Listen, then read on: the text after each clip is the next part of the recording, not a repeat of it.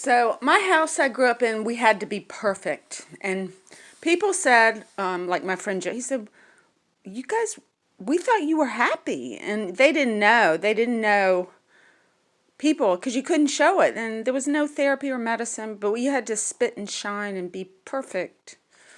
And that landed me in a hospital for an eating disorder, because an eating disorder is about perfection. It's about control. It's not necessarily about the food as much as it is maintaining your control over your body and surroundings and things like that. It's tough. It's tough to be in a really unhappy family, but they're faking it. And I love my mom. I did. We didn't get along because I was so different than her.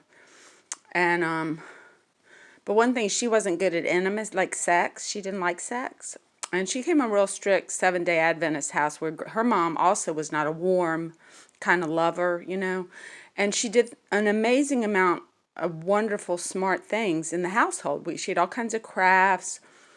And she did have agoraphobia, and she couldn't drive at times. She suffered panic and anxiety.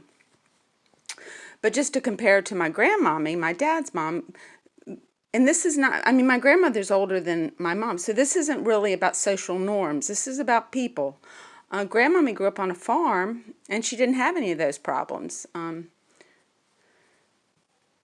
So she was very warm and loving, and she and my granddaddy had, I think, a pretty good sex life, because from what I heard. Not that I heard them, but notes, like grandmommy left granddaddy note, you were wonderful last night. So they had an intimate relationship that probably my dad expected from Linda, because he grew up that way, but to find that she had troubles. And until she got on Wellbutrin, she had a depression issue that enabled her to drive. But she never really could quite conquer intimacy, like being vulnerable. That's being vulnerable with someone. And I'm just recording this for my oldest daughter, because when something looks so perfect, it's just not. Everybody's got problems, and if they don't talk about the real problem, then it can't get solved. And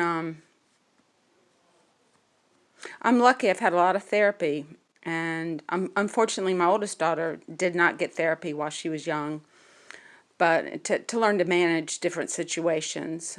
So I hope her therapy works now, and like I told her, I said, I'm happy to come in and be the guinea pig or whatever if you want to talk to me.